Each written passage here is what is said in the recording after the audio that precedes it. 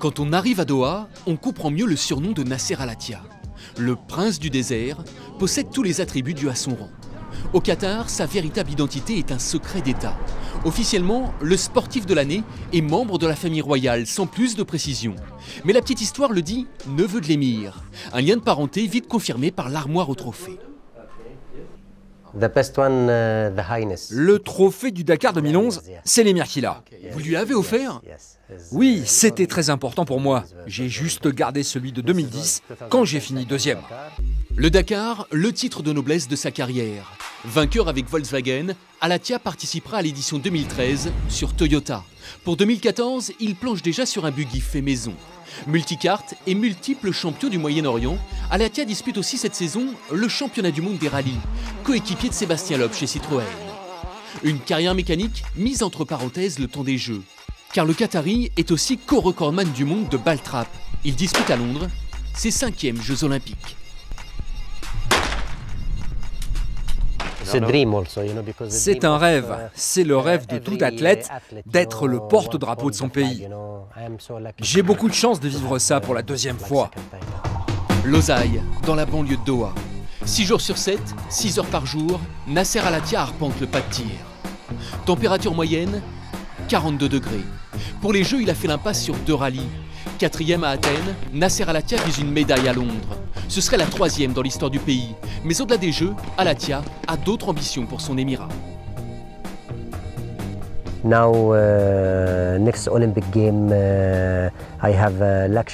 À Londres, nous allons élire les représentants des athlètes au sein du Comité international olympique. Je veux devenir membre du CIO pour soutenir les athlètes.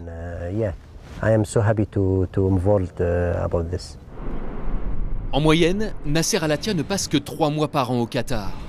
Dans une capitale en chantier permanent, il possède pourtant une rue à son nom. Logique pour celui qui est aujourd'hui l'ambassadeur du pays.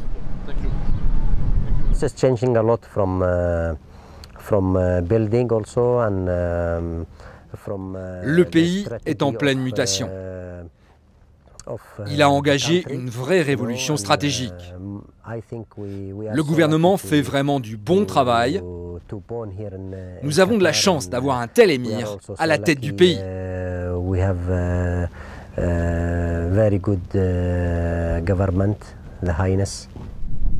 Quand il n'est pas au volant ou fusil à la main, Nasser Al-Attiyah vit ici, en plein désert, dans sa ferme, au milieu des siens. Son père n'est autre que l'ancien ministre de l'énergie. À 29 ans seulement, l'un de ses frères, en poste à Chypre, est le plus jeune ambassadeur du monde. Nasser Al-Attiyah lui-même est membre de l'UNESCO. Entre ses multiples activités, il trouve encore le temps de s'occuper de ses dromadaires. Des dromadaires de compétition. Les cracks se négocient jusqu'à 8 millions de dollars.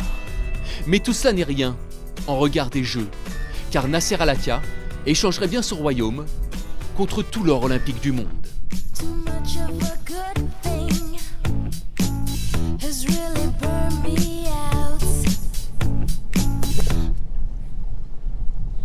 Salut Stéphane. Salut mec. Plutôt sympa de te rencontrer. Bon, allez, on va faire un petit essai avec ta Mini. Super. J'adore ton bureau. Hein. Je te montre le circuit et je te montre aussi l'office. On est là dans mon office, dans mon bureau. Allez, c'est parti. Eh bien, pour un diesel, on peut dire que ça envoie quand même pas mal. Hein. Ouais. Alors, écoute, on chauffe un peu les pneus, le moteur, on y va tranquille pour l'instant.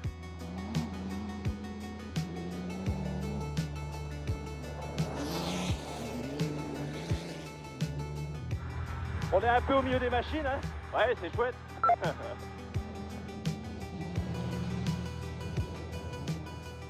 Cette voiture est quand même homogène, très souple, très confortable aussi au niveau des amortisseurs. Ouais, c'est une voiture bien sûr qui est performante, mais on a voulu avant tout avoir une voiture facile à utiliser, parce qu'il faut savoir que quand on fait des heures et des heures de conduite, si c'est une voiture très éprouvante, en fin de spécial, on perd vraiment beaucoup d'efficacité. Donc on a voulu avoir une voiture vraiment facile à placer dans les virages, performante bien sûr, mais facile à utiliser, ça c'est important. Là, tu peux voir, c'est la vitesse, ah non, voilà. Ouais, on n'a pas la vitesse seule encore, mais ça va à plus de 120 km/h, hein, j'en suis sûr.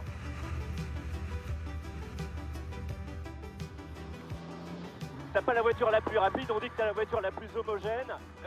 Est-ce que la Mini, honnêtement, est la voiture sur laquelle t'as le plus pris de plaisir?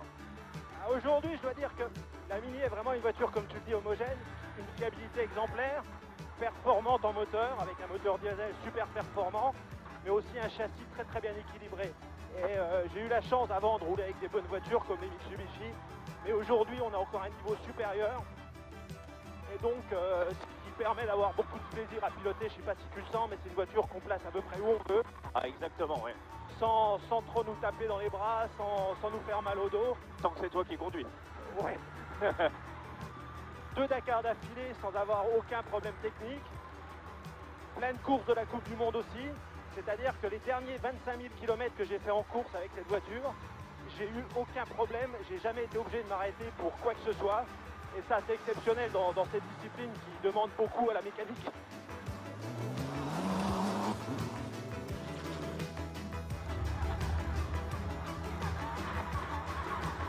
Un peu de poussière comme en Afrique, on sait qu'il est le trou. On voit plus rien. On va pas se mettre dans un rocher.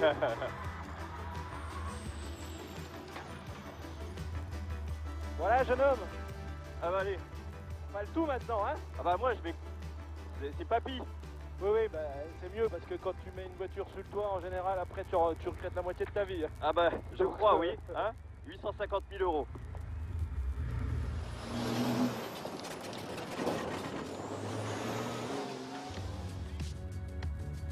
Ah dis donc, elle braque pas énormément en fait, hein? Non, alors c'est pour les transmissions, pour pas trop abîmer les transmissions. Il fait combien de chevaux ton moteur exactement? Écoute, c'est un peu secret défense, secret défense BMW, on n'a pas vraiment de chiffres. Plus de 300 chevaux, à mon avis, je dirais à peu près 300-330 chevaux. Mais ce qui est important et ce qui est plutôt sympa sur ce moteur, c'est le couple qu'il y a. D'accord.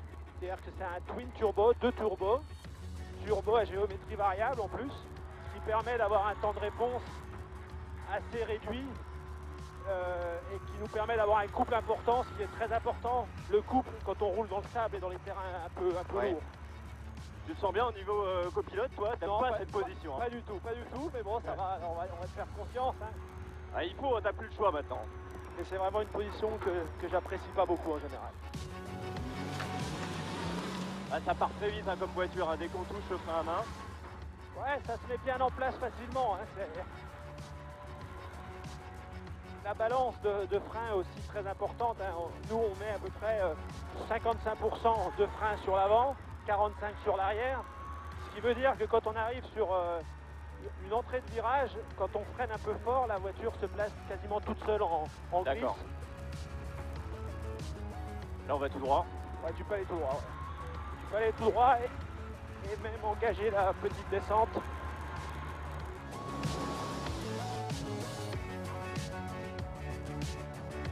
C'est marrant comme elle s'embarque assez rapidement en fait. Ouais. Dès que tu lèves le pied, il y a un transfert de masse qui s'effectue et tu as l'arrière qui se place tout de suite. Mais bon, c'est une façon aussi d'éviter d'avoir du sous-virage.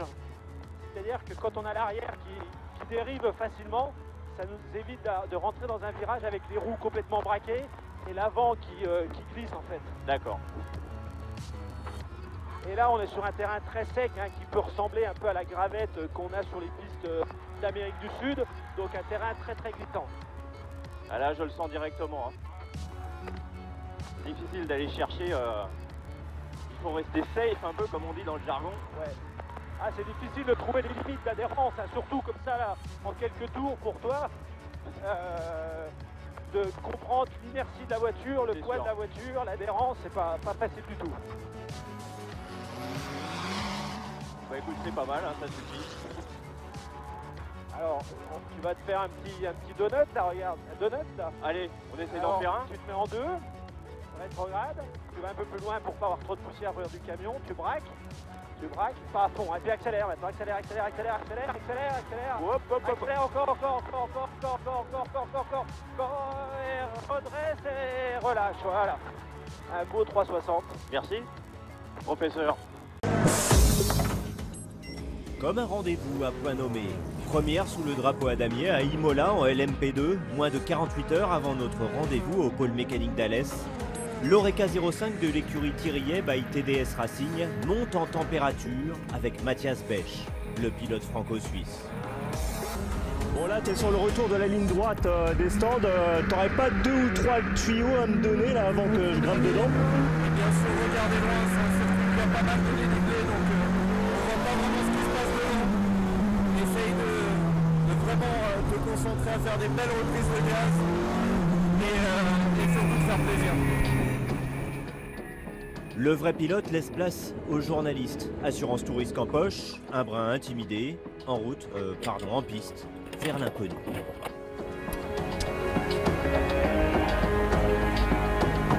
Je vais être un petit peu claustro, j'ai l'impression, dans cette voiture. Est-ce que c'est une idée que je me fais ou c'est la stricte vérité? Écoute, c'est la stricte vérité. Moi, la première fois que je suis monté dans cette auto, j'avais l'impression d'être dans un cockpit d'avion de chasse, mais sur le sol. Mais tu verras, on s'y fait assez vite. Et après, c'est comme une bulle et ça devient plutôt sympa. Alors effectivement, c'est un peu comme dans une voiture de tourisme. Enfin presque. Une fois qu'on est installé, on se sent plutôt pas mal. Allez, éclate-toi.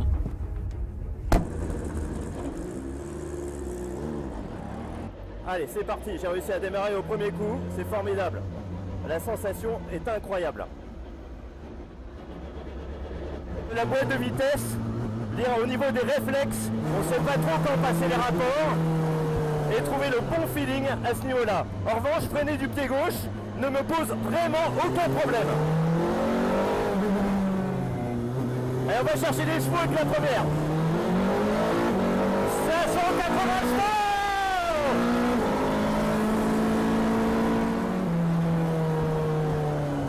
Allez, on se repose un peu. Je peux vous dire que c'est vraiment physique. J'ai jamais testé quelque chose d'aussi violent. C'est absolument formidable. Bah écoute, merci. Moi, je vais enlever le harnais. Je vais prendre ma voiture de loc pour rentrer à Paris. Hein. Je reste comme ça. Non, je te laisse sangler. Ciao. Mon cœur balance pour la Ligier JSP3, habillée de carbone, plutôt sexy, assez énergique, 420 chevaux. On dit d'elle qu'elle a du caractère au point d'être unique, courtisée par bon nombre de pilotes. Alors pourquoi pas? Est-ce que vous auriez 2 ou 3 tuyaux à me donner avant de rentrer dans le cockpit? Il ne faut pas de stress, c'est une voiture qui est facile à prendre en main. Après, c'est pas forcément facile d'aller très très vite avec elle, mais on peut atteindre très facilement un très très bon niveau de plaisir. Avant toute expérience nouvelle, l'esprit humain a un système de défense primitif, le stress.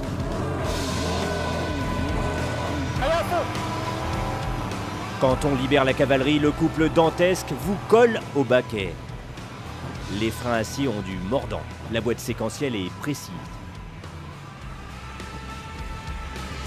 Cette LMP3 vaut 206 000 €, moitié moins qu'un prototype de classe supérieure vendu sans moteur. Mais la belle est plutôt exigeante, à juste titre. On commence à prendre le mode d'emploi, mais la direction est très stricte. C'est incroyable. Je n'irai pas chercher mon pain avec, ni même passer 2 heures dedans. Il faut vraiment avoir de l'expérience. Difficile d'aller chercher les points de corde. Et l'on transmet la puissance du V8 fabuleux. Mais impossible me concernant de jouer des appuis aérodynamiques. Alors les secondes défilent. Une super aération, on est vraiment super confortable dans cette auto. En première, faut faire attention, Et quand l'exercice ne devient que pur plaisir, la Ligier vous rappelle que sans contrôle de motricité, il faut être un vaillant pilote.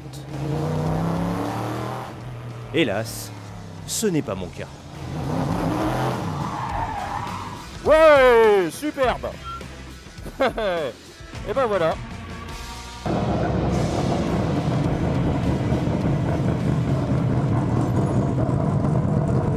T'es ta queue quand même.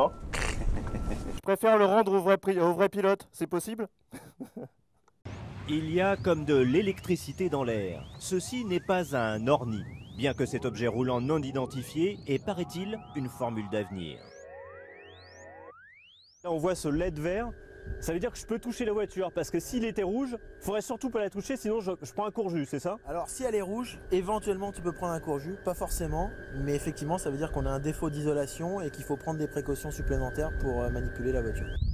un peu sous tension, il est temps de tester les 270 chevaux, les 200 kW de la Spark SRT-01. Il y a presque moins de choses à faire dans un avion de chasse hein, quand même, c'est ça qui est bizarre. Après avoir assimilé le mode d'emploi, il est temps de faire des étincelles. 0 à 100 km/h en 3 secondes, il y a des watts. Ah, la vitesse est phénoménale, c'est surtout l'accélération. Freinage. À bord, sensation étrange d'une monoplace rivée au sol. Les repères visuels et cognitifs sont étonnamment perturbés par l'absence de bruit mécanique. Ah, j'ai du mal à parler avec l'effet de la vitesse. J'ai déjà les avant-bras complètement farcis. C'est physique. Le moteur turbine à 18 000 tours minute avec un couple instantané. La Formule E n'est pas prête de court-circuiter la Formule 1, même si elle est surprenante en dynamique. Arrive un moment, très vite, où il faut aussi recharger le bolide. 30 minutes de roulage, 45 minutes de charge, gestion électronique de la centrale refroidie par eau. La Formule E explore ainsi le futur. Zéro émission, aucune nuisance sonore, c'est bien là son seul défaut pour les amoureux des sports mécaniques.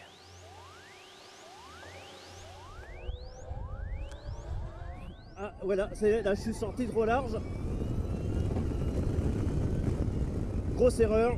Je crois qu'il va être temps de rentrer à la maison pour pas faire une bêtise. Parce que la petite voiture, elle coûte quand même 350 000 €. Il me reste 27% de batterie, c'est ça? 27%, je peux rentrer à Paris? J'ai le 220 chez moi, hein. J'ai l'électricité, donc je peux la garder. Bon, parfait, je rentre à la maison avec alors. Ce matin-là, la campagne normande se réveille au son d'une douce mélodie. Au volant, Ronan Chabot enchaîne les tours de circuit 5 ans après. Cet amateur très éclairé revient à ses premiers amours, chez Toyota. C'est sympa parce qu'on a commencé le rallye raid avec Toyota France qui nous a fabriqué une voiture de production très proche de la série, la première, puis on avait grandi. On a fait 8 ans, on avait pratiquement tout gagné avec ce Land Cruiser. Et puis là, à l'arrivée du Dakar, Toyota France nous a dit voilà, on aimerait que vous reveniez chez Toyota avec une voiture qui va nous permettre de continuer à progresser. Donc retour en famille, c'est sympa. Rejoindre Toyota, c'est la garantie de jouer les premiers rôles. Depuis 4 ans et 3 podiums, la firme japonaise chatouille la suprématie des Mini. On ne verra donc pas le buggy orange dans les dunes cette année. Habitué des places d'honneur, le gentleman driver veut jouer encore un peu plus avec les meilleurs. La redécouverte, c'était le sable, et puis il y a un moteur de fou et ça passe tout seul sans dégonfler, donc on s'est réacclimaté assez vite. Après, c'est tous les petits automatismes, c'est apprendre à faire corps avec la voiture, c'est anticiper tous ses mouvements. Donc là, on a découvert cette voiture au Maroc, on a fait un peu d'essais, et puis on va continuer sur le Dakar. 14 ans les séparent. Ce soir-là, sur les Champs-Élysées, l'estafette du premier Dakar attend sa place au musée, place justement à la nouveauté. Ronan Chabot dispose d'un des 8 Toyota officiels, à un autre monde pour le chef d'entreprise vendéen. C'est impressionnant de le voir en costume la semaine et puis de le voir en combinaison au Maroc 3 jours après. C'est quelqu'un qui conduit sa société de manière époustouflante, ça ne s'arrête jamais, donc c'est impressionnant. Impressionné et tenté de faire aussi bien qu'un certain Vincent Rioux, récent vainqueur de la Transat Jacques Vabre sous les mêmes couleurs et supporter numéro 1 de l'ancien véliplanchiste. Mon nom m'a fait découvrir sa passion pour le sport automobile, sa passion pour le rallye raid qui est quand même une discipline particulière et une vraie discipline d'aventurier. Donc je pense que je ne vais pas décoller de mon smartphone pendant les 3 semaines de ce Dakar. Chabot dispose d'un contrat de 3 ans sur le Dakar. Le PDG aux 1000 employés entend mener à bien sa petite entreprise, sa grande affaire du mois de janvier. À l'époque, les pionniers de l'industrie automobile venaient de l'aviation. Un siècle plus tard, on a voulu vérifier les connexions, marier de nouveau vitesse et grands espaces.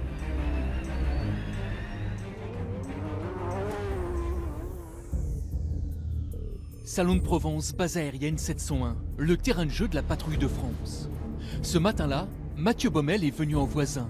Copilote attitré de Nasser Al-Attiyah, vainqueur du Dakar, Baumel observe ses avions tricolores depuis très longtemps.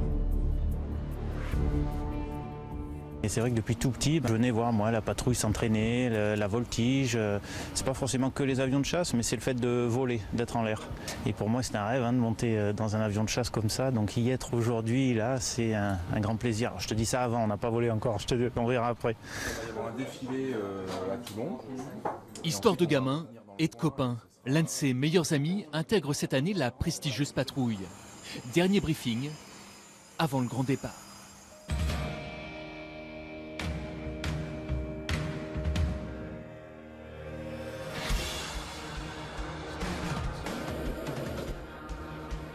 Toulon, Marseille, Le Castellet, pendant plus d'1 heure, Mathieu Baumel partage l'un des 2 entraînements quotidiens de la patrouille.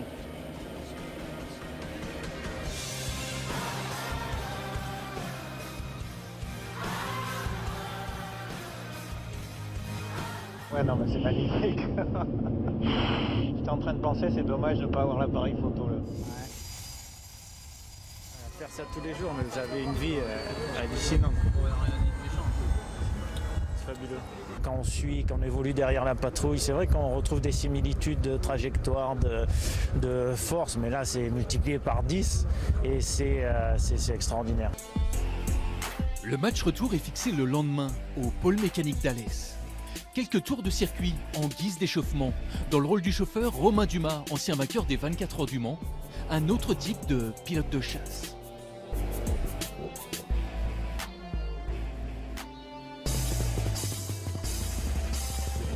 C'est 2 mondes vraiment différents et au final eh bien, les sensations sont là et donc oui, on en prend plein la vue. Et le garçon n'a encore rien vu. Dans la foulée, il s'essaye au rallye, dans le baquet de droite comme Mathieu Baumel. Le plancher des vaches sous une nouvelle dimension. La Porsche, ça pousse presque autant qu'un Alpha Jet.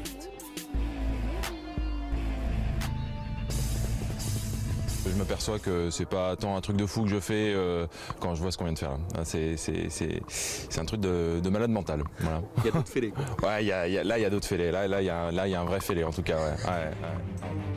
Ne le répétez pas, mais si Mathieu Baumel est prêt à remettre ça, l'inverse n'est pas forcément vrai. Oh, juste une question d'emploi du temps. Avec près de 60 meetings par saison, la patrouille de France tourne déjà à plein régime.